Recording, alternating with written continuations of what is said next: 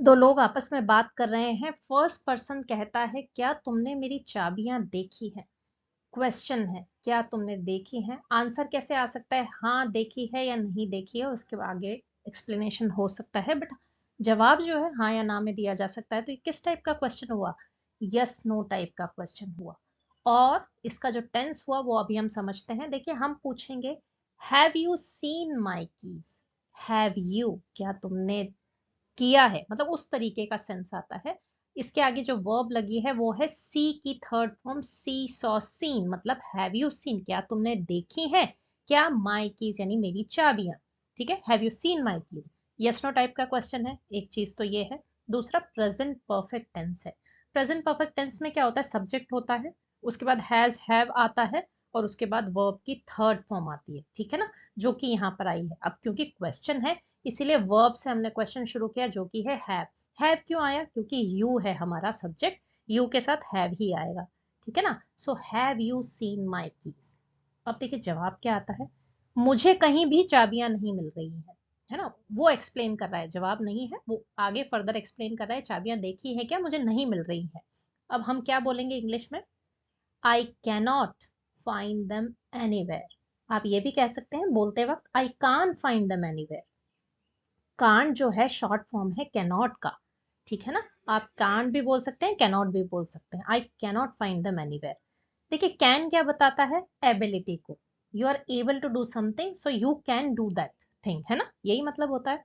Can मतलब ability या फिर कुछ करने की क्षमता। अगर आपने नॉट लगा दिया कैन नॉट, मतलब आप नहीं कर पा रहे हैं, नहीं कर सकते हैं। आई कैनॉट मतलब मैं नहीं कर सक रहा हूँ क्या। आई कैनॉट फाइंड मतलब मैं नहीं ढूंढ पा रहा हूँ देम यानी चाबियों को। आप यहाँ द कीज भी लिख सकते हैं। ठीक है ना, आई कैनॉट फाइंड देम। देम क्यों लिखा है मैंने? क्योंकि कीज जो है प्लूरल है, तो आप कह सकते हैं I cannot find them anywhere. Anywhere मतलब कहीं भी नहीं। अब यहाँ देम जो है रेफर करता है कीज को, इसीलिए मैंने लिखा है here them refers to the keys. आप जब छोटे थे, जब इंग्लिश की बुक पढ़ा करते थे, वहां पर इस तरीके के सेंटेंसेस आया करते थे कि it refers to this, that refers to this, वही है। नेक्स्ट देखिए, कौन सी चाबियां। अब जो दूसरा पर्सन है जो सुन रहा है वो कह रहा है कौन सी चाबियां। इंग्लिश में हम क्या बोलेंगे? विच कीज, है ना। आपको बोलना है कौन सी चाबियों की बात कर रहे हैं, तो आप कह रहे हैं विच कीज। विच यानी कौन सी, कीज यानी चाबियां। क्वेश्चन मार्क है तो आपका टोन ऐसा होगा, विच कीज, है ना। आप ये भी कह सकते हो which keys are you talking about, कौन सी कीज के बारे में बात कर रहे हो। आगे बढ़ते हैं। मेरी स्कूटर की चाबियां, मैं इतना अमीर नहीं हूं कि कार की चाबियां रख सकूं। आंसर आया है। इंग्लिश में हम क्या बोलेंगे? The keys to my scooter, I am not so rich to have car keys. देखिए बहुत ही सिंपल है। आपने बोला कौन सी चाबियां, तो जवाब तो देना है, तो जवाब क्या दिया? द कीज यानी चाबियां, टू माई स्कूटर, मेरे स्कूटर की। इसी तरीके से बोला जाता है the keys to my scooter, the keys to my car, the keys to my house. ठीक है ना, इसी तरीके से बोला जाता है, इसको याद रखिएगा। अब आगे देखिए, आई am not so rich. So rich का क्या मतलब? पहले रिच का मतलब यानी पुअर का ऑपोजिट यानी अमीर। सो रिच यानी बहुत रिच या इतना रिच, है ना, एम्फेसिस आ गया। आई एम नॉट मैं नहीं हूं, सो रिच यानी इतना अमीर। कितना अमीर? टू हैव यानी रख सकूं कार कीज, कार की चाबियां। I am not so rich to have car keys. Have क्या होता है? ओनरशिप को बताता है। आपके पास कुछ चीज है तो आप हैव से बताते हैं, I have a car, I have a pen. तो वही पोजेशन वाला फीलिंग है, वही ओनरशिप वाला फीलिंग है। क्या बोला है? I am not so rich to have car keys. I hope आपको समझ आ गया होगा। नेक्स्ट आगे चलते हैं। नहीं मैंने नहीं देखी, क्या तुमने मेन दरवाजे के पास के की होल्डर पर देखी? की होल्डर क्या होता है? देखिए आपको पिक्चर में दिख रहा होगा, कीज लटकी हुई है, हुक सा निकला होता है और उस पर चाबियां लटकाई जा सकती हैं। इंग्लिश में हम क्या बोलेंगे? No I haven't seen them. Did you check the key holder near the main door? देखिए आंसर आपने पूछा था ना, have you seen my keys, पूछा था, यस नो टाइप का क्वेश्चन था। आंसर क्या आया? नो, मतलब नहीं, आई हैवंट सीन देम। आप अगर क्वेश्चन पूछेंगे हैव यू सीन देम, तो आंसर कैसे देंगे? I have not seen them या आई हैव सीन देम। ठीक है, तो हमने नहीं में जवाब दिया इसलिए हैव नॉट लगा दिया, आई हैव नॉट, नहीं मैंने नहीं, सीन देम यानी देखी है उनको। डिड यू चेक, अब डिड यू चेक का क्या मतलब है? पास्ट टेंस का सेंटेंस है। डिड यू चेक क्वेश्चन है, क्या तुमने चेक किया था? द की होल्डर जो अभी मैंने आपको पिक्चर में बताया है, नियर द मेन डोर के पास वाला, नियर मतलब पास, मेन डोर के पास वाला की होल्डर चेक किया था। डिड लगाया ना, मतलब आप पास्ट की बात करें कि वहां चेक कर चुके हो, क्या किया था क्या? हाँ, मैंने वहां पहले ही देख लिया या देख लिया है। ठीक है, आप इंग्लिश में बोलेंगे yes, I check there already. ठीक है ना, यस यानी हाँ, आई चेक यानी मैंने चेक किया था, देयर यानी वहां, ऑलरेडी यानी पहले ही, I check there already. Next देखिए, मैं पिछले 2 घंटों से पागलों की तरह चाबियों को ढूंढ रहा हूं। अब देखिए ये क्या बताता है, अगर आप किसी एक्शन को कभी एक स्पेसिफिक टाइम पे शुरू करते हैं पास्ट में, प्रेजेंट में भी वो एक्शन चले जा रहा है, कंटिन्यूअसली चले जा रहा है, तो वो प्रेजेंट परफेक्ट कंटिन्यूअस टेंस का सेंटेंस होता है, जैसा कि ये है। अब देखिए कैसे है, मैं बता रही हूँ आपको। आई have been searching frantically for the keys for last 2 hours। देखिए आई हैव बिन सर्चिंग, यही आपका क्लू है कि मैं किसी चीज को किए जा रहा हूं। आई हैव बिन सर्चिंग यानी मैं ढूंढ रहा हूं, फ्रेंटिकली यानी पागलों की तरह, फॉर द कीज यानी चाबियों के लिए, फॉर लास्ट 2 hours लास्ट 2 घंटों से। तो सबसे पहले टेंस की अगर बात करें तो ये प्रेजेंट परफेक्ट कंटिन्यूअस टेंस है। इसमें आपको ध्यान रखना है कि पास्ट में कोई एक्शन शुरू हुआ था किसी समय पर, और वो प्रेजेंट में भी चल रहा है, चले ही जा रहा है, स्टिल ऑन गोइंग। देखिए चाबियों को ढूंढना शुरू किया किसी मोमेंट पे, और अभी भी ढूंढा जा रहा है, चाबियां मिली नहीं है। तो ये होता है हमारा present perfect continuous tense.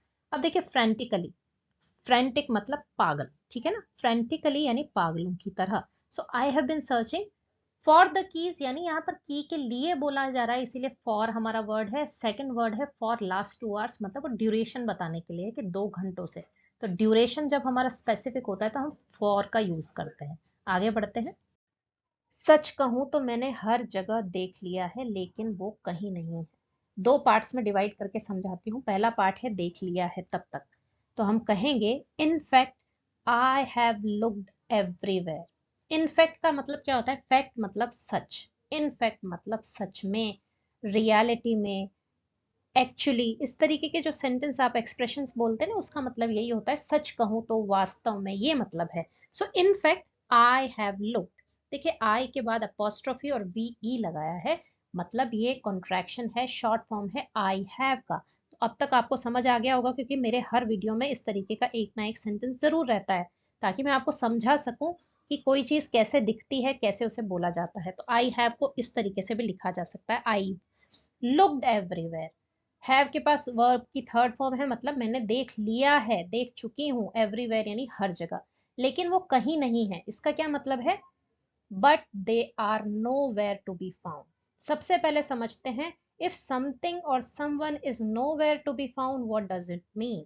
It means that something or someone cannot be located or discovered, मतलब उस चीज या उस आदमी का कहीं पता नहीं चल रहा, जो एरिया में हम ढूंढ रहे हैं ना, वहां कहीं नहीं मिल पा रहा वो आदमी या वो चीज। So nowhere to be found, है ना, जैसे that person is nowhere to be found, here the keys are nowhere to be found. So हम क्या कह रहे हैं, बट दे आर, यानी दे क्या मतलब है, कीज के बारे में कह रहे हैं, बट दे आर यानी keys nowhere to be found, कहीं पर भी नहीं मिल रही है, ये मतलब है। नेक्स्ट देखते हैं। याद करने की कोशिश करो, तुमने कल रात को उन्हें कहाँ रखा था। इंग्लिश में हम करेंगे try to remember where have you kept them last night. देखिए ट्राई मतलब कोशिश करना, ट्राई टू डू समथिंग मतलब वो चीज करने की कोशिश करना। अब हम क्या कह रहे हैं, याद करने की कोशिश करो, तो हम क्या कहेंगे, ट्राई टू रिमेम्बर। रिमेम्बर करना मतलब याद करना, सो ट्राई टू रिमेम्बर मतलब याद करने की कोशिश करो। इतने छोटे से सेंटेंस का मतलब ये है, याद करने की कोशिश करो, क्या करना है, where have you kept them, question है, हैव यू केप्ट देम। देखिए अगर मैं कहती हूँ I have kept them on the table, मैं क्या कह रही हूँ, मैंने उन्हें रखा है टेबल पर। अगर आप क्वेश्चन कह रहे हैं कि कहाँ रखा है, तो आप कैसे बोलेंगे, where have you kept them, तुमने उन्हें कहाँ रखा है। लास्ट नाइट यानी बीती रात को तुमने उन्हें कहाँ रखा था। Try to remember where have you kept them last night. तुमने स्कूटर को लास्ट कब यूज किया था, क्वेश्चन है, और क्वेश्चन वर्ड क्या किससे डिटरमाइन होगा, यहाँ पर हमने बोला है कब, कब के लिए क्वेश्चन वर्ड क्या आता है, व्हेन। तो हमने कहा when did you last use the scooter. देखिए व्हेन डिड यू, ये सारा जो स्ट्रक्चर है ये क्वेश्चन वर्ड के स्ट्रक्चर के हिसाब से ही बनाया गया है। सबसे पहले क्वेश्चन वर्ड है, फिर हेल्पिंग वर्ब है हमारी डिड, क्योंकि हम पास्ट की बात कर रहे हैं कि कब यूज किया था, इसीलिए हमने डू ना लिख के डिड लिखा है। फिर तुमने, मतलब कोई सब्जेक्ट तो है ना जिसने किया होगा कोई काम, तो सब्जेक्ट क्या है, तुम, तो हमने लिखा यू। ठीक है, व्हेन डिड यू। अब आप कह रहे हैं यूज कब किया था, तो आपको यूज तो लिखना ही पड़ेगा। तो व्हेन डिड यू यूज, अब हम कह रहे हैं लास्ट कब यूज किया था, इसीलिए हमने लिख दिया when did you last use the scooter. तो इस तरीके से फॉर्मेशन है। So when did you last use the scooter, यानी स्कूटर को कब यूज किया था। नेक्स्ट देखिए, कल जब मैं ऑफिस से वापस आया चाबियां मेरे पास थी। तो इंग्लिश में हम क्या कहेंगे, yesterday when I came back from office I had them with me. Yesterday मतलब बीता हुआ कल, जो कल बीत चुका है वो yesterday.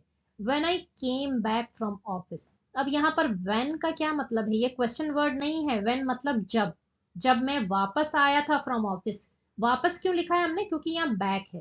Came back from office यानी ऑफिस से वापस आया था। I had them with me. देखिए अगर मैं कहती हूँ आई हैव देम मतलब, या आई हैव अ पेन, तो मैं क्या कह रही हूँ, मेरे पास पेन है। आई हैव द कीज मतलब मेरे पास कीज हैं। मैं पास्ट की बात करूंगी तो मैं क्या कहूंगी, आई हैड देम मतलब मेरे पास थी। विद मी यानी मेरे पास थी चाबियां। यहाँ देम लिखा है ना हमने, इसीलिए मेरे पास थी चाबियां। नेक्स्ट देखिए, मुझे याद है कि डिक्की से कुछ लेने के लिए मैंने इसे खोला था। ठीक है ना, तो इंग्लिश में हम बोलेंगे I remember using the keys to get something from the scooter trunk. देखिए आई रिमेंबर, रिमेंबर का मतलब क्या होता है, याद करना या याद होना। अब कौन याद कर रहा है, किसको याद है, सब्जेक्ट कौन है, आई, यानी आई रिमेंबर यानी मुझे याद है। क्या याद है, यूजिंग द कीज। अब यहाँ यूजिंग जो है यूज प्लस आईएनजी मतलब यूज करते रहना, वो वाला सेंस है, ongoing process ING. Keys को यूज करते रहना या करना, किसके लिए, टू गेट समथिंग कुछ लाने के लिए, from the scooter trunk. Scooter जो होता है उसमें एक डिक्की सी बनी होती है, उसे ट्रंक कहा जाता है, स्कूटर ट्रंक। यानी स्कूटर ट्रंक से कुछ लाने के लिए मैंने इन चीज जो कीज हैं उनको यूज किया था, ये मुझे याद है। नेक्स्ट देखिए, ठीक है चलो चलते हैं और जहां स्कूटर को पार्क किया था या किया है वो जगह चेक कर लेते हैं। सजेशन है देखिए, चलो चलते हैं चेक कर लेते हैं, सजेशन है। तो हम कैसे बोलते हैं, okay let's go and search the area where the scooter is park. ठीक है, ओके ये मतलब आपने हाँ में कहा कि ठीक है चलो ये काम कर लेते हैं, इसका मतलब यही हुआ। तो ओके हो गया। अब देखिए लेट्स गो, जब भी आप कोई सजेशन देते हैं ना तो इसको यूज करते हैं। लेट्स गो मतलब आओ चलते हैं या चलो चलते हैं। लेट्स ईट चलो खाते हैं। Let's go for a walk, ठीक है ना, चलो वॉक के लिए चलते हैं। सो ये क्या है, ये सजेशन है, उसके लिए लेट का यूज आता है। लेट्स गो कॉन्ट्रैक्शन है, लेट अस गो, लेट अस गो आओ हम चलते हैं। ठीक है, समझ आ गया। एंड सर्च द एरिया, चलो चलते हैं और सर्च द एरिया मतलब सर्च कर लेते हैं एरिया को। कौन सा area, where the scooter is park, जहां पर स्कूटर पार्क कर रखा है। इस पार्क का मतलब है जहां स्कूटर को पार्क किया गया है या कर रखा है। नेक्स्ट देखिए, शायद जब तुम डिक्की खोल रहे थे तो चाबियां तुम्हारी जेब से गिर गई हो, बोलती है। मतलब ये सजेशन है एक तरीके का, संभावना बता रही है ना, प्रोबेबिलिटी है। तो इंग्लिश में हम क्या बोलेंगे, मे बी। मे बी देखिए आया है, मे बी मतलब शायद के लिए यूज आया है। प्रोबेबिलिटी मैंने बोला ना आपको, संभावना होती है, पॉसिबिलिटी होती है, तो आप मे और माइट का यूज करते हैं। तो may be the keys fail out of your pocket when you were opening the trunk. May be का यूज मैंने आपको बताया। द कीज यहाँ पर हमारा सब्जेक्ट है कि चाबियां फेल आउट, देखिए पास्ट की बात कर रहे हैं कि गिर गई होंगी, ये बात चली जा रही है ना, इसीलिए फेल आउट लिखा है हमने, है ना। फॉल आउट नहीं लिखा, फॉल आउट लिखते प्रेजेंट टेंस के लिए, आप कह रहे हैं फेल आउट, फॉल की second form fail.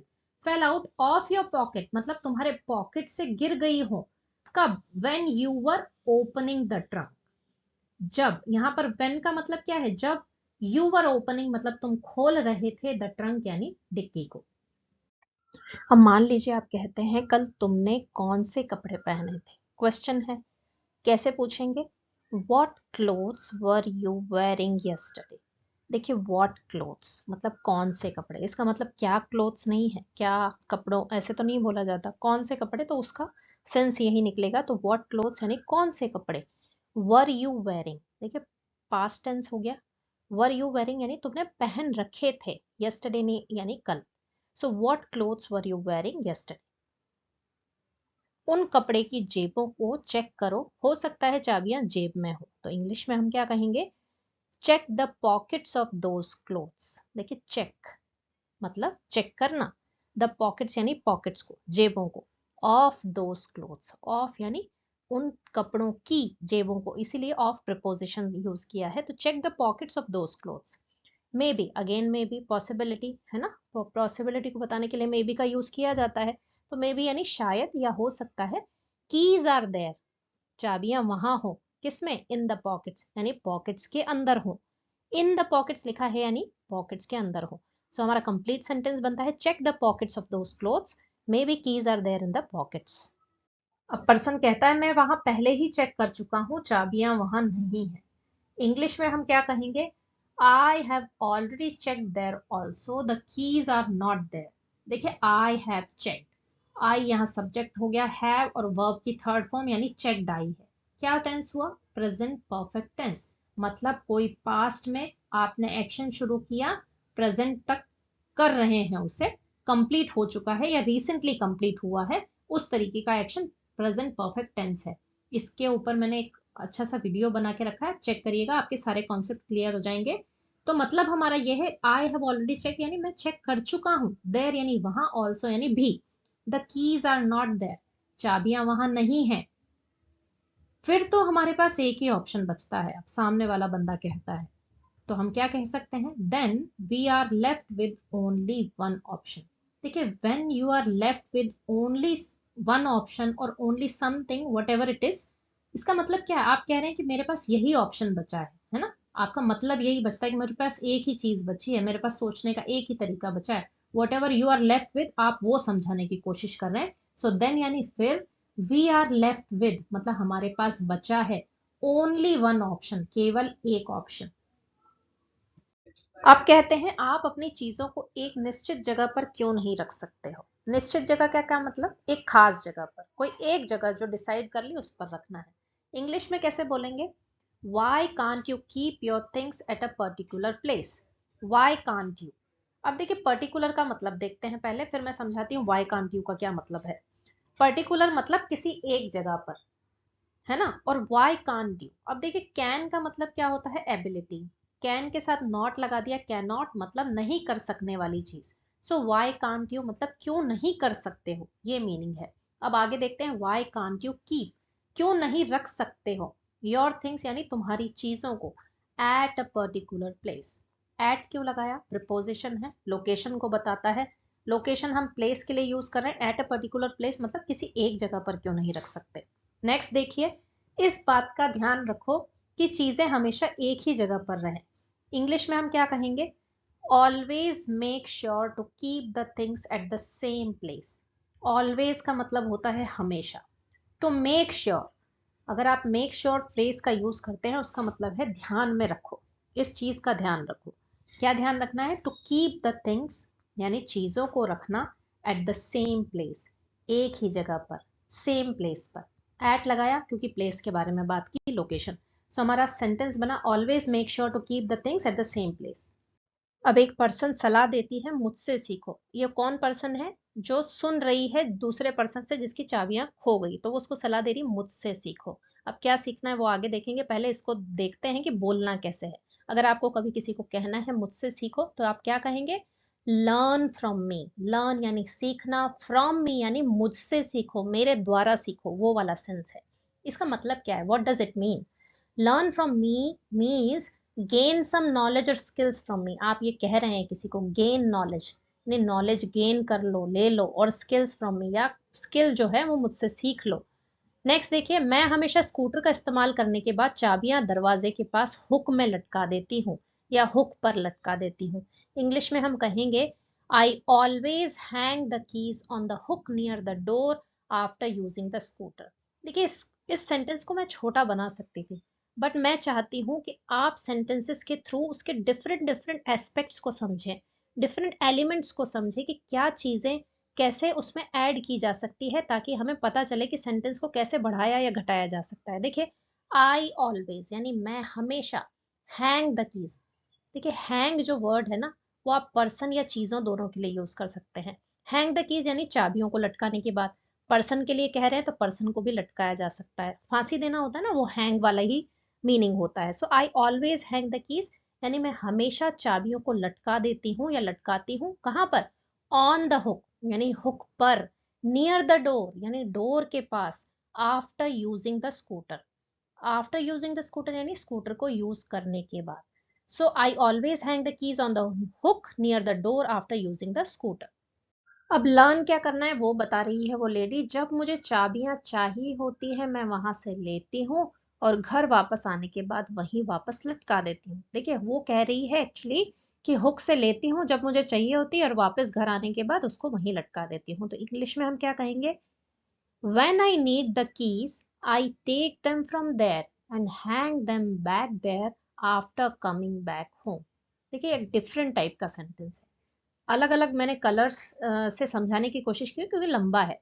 When I need the keys, when यानी जब, I need यानी मेरे को चाहिए या मुझे जरूरत है, the keys यानी कीज की। When I need the keys यानी मुझे जब कीज की जरूरत है, I take them मैं उन्हें ले लेती हूँ, फ्रॉम देयर यानी वहां से, है ना, देयर का मतलब वहां, देम का मतलब यहाँ पर क्या है, उनको ले लेती हूँ या चाबियों को ले लेती हूँ, रेफर वो कीज को ही कर रहा है। So I take them from there यानी मैं चाबियों को वहां से लेती हूँ, एंड हैंग देम और लटका देती हूँ उनको, बैक देयर वापस से वहां पर, बैक का क्या मतलब, वापस, देयर यानी वहां, आफ्टर कमिंग बैक होम जब घर पर आ जाती हूँ ना उसके बाद। So when I need the keys, I take them from there and hang them back there after coming back home. इस तरह मुझे या तुम्हें हर रोज पागलों की तरह चाबियों को ढूंढने की जरूरत नहीं पड़ती। तो हम कहेंगे this way you don't have to search for them every day like a mad man. This way यानी इस तरीके से या इस रास्ते से या इस तरीके से, जो हम कहते हैं ना, this way you don't have to, तुम्हें जरूरत नहीं पड़ती है। यू डोंट हैव टू का मतलब तुम्हें नहीं करना पड़ता है, जरूरत नहीं पड़ती है। किसके लिए? टू सर्च फॉर देम उनको ढूंढने की, एवरी डे यानी हर रोज, लाइक अ मैड मैन पागलों की तरह, है ना, पागल आदमी होता है ना वैसे, मैड मैन यानी पागल आदमी। So this way you don't have to search for them every day like a mad man. अब सामने वाला पर्सन जिसको एडवाइस दी जा रही है फ्रस्ट्रेट होकर कहता है, इरिटेट होकर कहता है, मुझे उपदेश देना बंद करो और मुझे चाबियां ढूंढने में मदद करो। तो इंग्लिश में हम क्या कहेंगे? उपदेश देना मतलब stop lecturing me and help me find the keys. Stop it मतलब क्या है? बंद करो, रोको इसे, है ना। Whatever you want to stop, आप कहते हैं किसी को स्टॉप इट, है ना। अब आप कह रहे हैं कि उपदेश देना बंद करो, तो आप क्या करें? स्टॉप लेक्चरिंग मी मतलब लेक्चर देना बंद करो। लेक्चरिंग क्यों लिखा है हमने, स्टॉप लेक्चर मी क्यों नहीं लिखा? ग्रामेटिकली इसी तरीके से लिखा जाता है, स्टॉप लेक्चरिंग मी। लेक्चरिंग क्या बताता है? ऑन गोइंग प्रोसेस को, कि आप लेक्चर देते जा रहे हैं। सो स्टॉप लेक्चरिंग मी मतलब मुझे लेक्चर देते रहना बंद करो, ये समझने की बात है। एंड हेल्प मी और मुझे सहायता करो, फाइंड द कीज चाबियां ढूंढने में। आप इसी तरीके से बोलते हैं, help me find the keys, help me find my scooter, help me find my food. इसी तरीके से बोलना है, यही तरीका होता है। आगे देखिए, कभी कभी तुम उन चाबियों को फ्रिज के कवर के पॉकेट में रखते हो, सभी पॉकेट एक बार देख लो। तो हम कहेंगे sometimes you keep those keys in the pockets of the fridge cover, check all the pockets once. Sometimes यानी कभी कभी, यू कीप वर्ब का क्या मतलब है? रखना। यू कीप यानी तुम रखते हो, दोस कीज यानी उन चाबियों को, दोस का क्या मतलब होता है? वो, है ना, दोस कीज यानी वो चाबियां। इन द पॉकेट्स, इन प्रपोजिशन मतलब अंदर को बताती है, इन द पॉकेट्स यानी जेबों में, पॉकेट्स लिखा है जेबों में, ऑफ द फ्रिज कवर यानी फ्रिज कवर की जेबों में तुम वो रखते हो, पॉकेट्स में तुम रखते हो कभी कभी। Check all the pockets once उन सारी पॉकेट्स को एक बार चेक करो, वंस का मतलब एक बार, चेक ऑल द पॉकेट्स यानी सभी पॉकेट्स को एक बार चेक करो। वहां भी नहीं है। इंग्लिश में वो पर्सन जो कह रहा है उसको कैसे कह सकते हैं? The keys are not there either. देखिए, द कीज यानी चाबियां, आर नॉट देयर यानी वहां नहीं है, ईदर मतलब वहां भी नहीं है। दो ऑप्शन थे, मतलब मान लीजिए मेरे पास ऑप्शंस हैं, मैंने दो ऑप्शंस देख लिए, तीसरी जगह पर भी नहीं है तो मैंने ईदर लगा दिया कि वहां पर भी नहीं है, ना तो यहाँ है ना वहां है, ये वाला सेंस है। इसीलिए ईदर लगाया है, the keys are not there either, मतलब वहां पर भी नहीं है। शायद तुमने उन्हें स्कूटर के ताले में ही छोड़ दिया हो। स्कूटर का जो ताला लगा रहता है ना, जिसमें हम कीज को इंसर्ट करते हैं और स्टार्ट करते हैं, उसकी बात की जा रही है। तो हम क्या कहेंगे? अगेन शायद वर्ड का यूज आया है, पॉसिबिलिटी प्रोबेबिलिटी, तो क्या बोलेंगे हम? probably या maybe। maybe you left them in the keyhole of the scooter itself। देखिए, ये पिक्चर में जो आपको दिखाई दे रहा है, ये की होल है। कीज इंसर्ट की जाती है स्कूटर को स्टार्ट करने के लिए, बंद करने के लिए, लॉक करने के लिए, अनलॉक करने के लिए। सो मे बी, हो सकता है, शायद। यू लेफ्ट देम, देम क्या है? The keys, you left the keys या यू लेफ्ट देम मतलब तुमने उन्हें छोड़ दिया हो। इन द की होल यानी की होल के अंदर, ऑफ द स्कूटर इटसेल्फ। की होल किसका है वो बताना है ना, इसीलिए हमने ऑफ लिखा, की होल ऑफ द स्कूटर यानी स्कूटर के की होल में, इटसेल्फ स्कूटर इटसेल्फ यानी स्कूटर के ही, ये बताया है आपने। क्योंकि निर्जीव वस्तु है इसीलिए इटसेल्फ लिखा। अगर कोई पर्सन होता तो हिमसेल्फ, हरसेल्फ इस तरीके से लिखते हैं ना, तो यहाँ इटसेल्फ लिखा है क्योंकि स्कूटर में जान नहीं है। तो आप कहते हैं maybe you left them in the की whole of the scooter itself. Next देखिए, तुमने पहले भी ये गलती की है, मतलब वो पर्सन पहले भी ये कर चुका है, तो इंग्लिश में हम क्या कहेंगे? You have made this mistake once before. You have made, again present perfect tense का सेंटेंस है, मतलब तुमने करी थी, तुमने करी है ये मिस्टेक। दिस मिस्टेक यानी ये मिस्टेक कर चुका है वो। You have made this mistake once यानी एक बार, बिफोर यानी पहले, वंस बिफोर यानी एक बार पहले। So you have made this mistake once before. जल्दी जाओ और पहले स्कूटर में देखो। इंग्लिश में हम कहेंगे immediately go and check the scooter first. देखिए, कमांड है, इंस्ट्रक्शन है, जल्दी जाओ और ये काम करो, है ना। तो हमने कहा immediately go and check the scooter first. Immediately क्या है? तुरंत, अभी के अभी, ये वाला सेंस होता है इमीडिएटली। गो यानी जाना, सो इमीडिएटली गो यानी जल्दी जाओ, इसी वक्त जाओ। And check the scooter first, और स्कूटर को पहले चेक करो। नेक्स्ट देखिए, हाँ मैंने स्कूटर के ताले में ही चाबियां छोड़ दी थी, भगवान का शुक्र है मुझे मिल गई। तो इंग्लिश में हम कहेंगे oh yes I left the keys in the की whole of the scooter, thank God I found them. Oh yes यानी हाँ, ओ अच्छा, इस तरीके से जो सेंस होता है ना, मीनिंग आप जो कह रहे हैं, ओ यस, ओ हाँ, ये वाला सेंस है। आई left the keys, second form, जो लीव है उसका सेकेंड फॉर्म है left. I left the keys यानी मैंने कीज को छोड़ दिया था, इन द की होल यानी की होल के अंदर, ऑफ द स्कूटर यानी स्कूटर के की होल के अंदर। थैंक गॉड यानी भगवान का thank you. I found them या आई फाउंड द कीज, मैंने चाबियां पा ली, मैंने चाबियां ढूंढ ली या मुझे चाबियां मिल गई। अब आगे बात चलती है, मेरी वजह से तुम्हें चाबियां मिली हैं, भगवान की बजाय मुझे थैंक यू बोलो या थैंक यू कहो। तो इंग्लिश में हम क्या कहेंगे?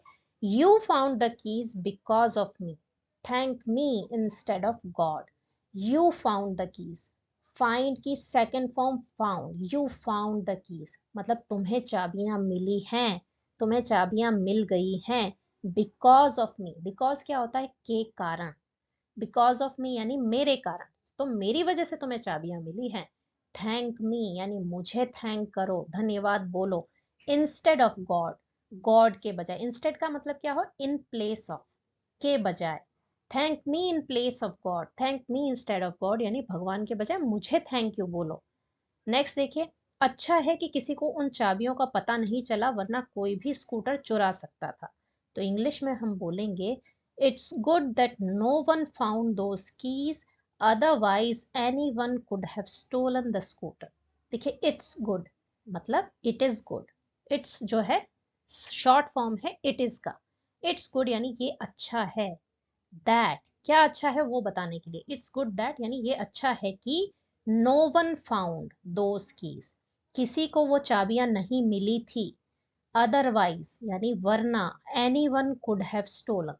देखिए, कुड हैव स्टोलन इसका क्या मतलब है? चुरा सकता था, कुड हैव फाउंड।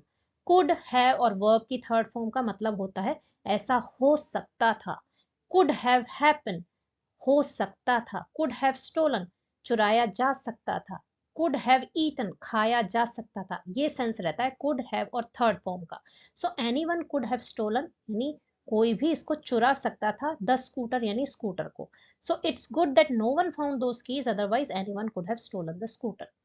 तो आज के लेसन में बस इतना ही। मुझे पता है आपको ये बहुत पसंद आएगा। लाइक कर दीजिए, सब्सक्राइब कर दीजिए जल्दी से, और ज़्यादा से ज़्यादा शेयर कीजिए। मिलते हैं नेक्स्ट वीडियो में जल्दी ही, तब तक के लिए नमस्कार, थैंक यू।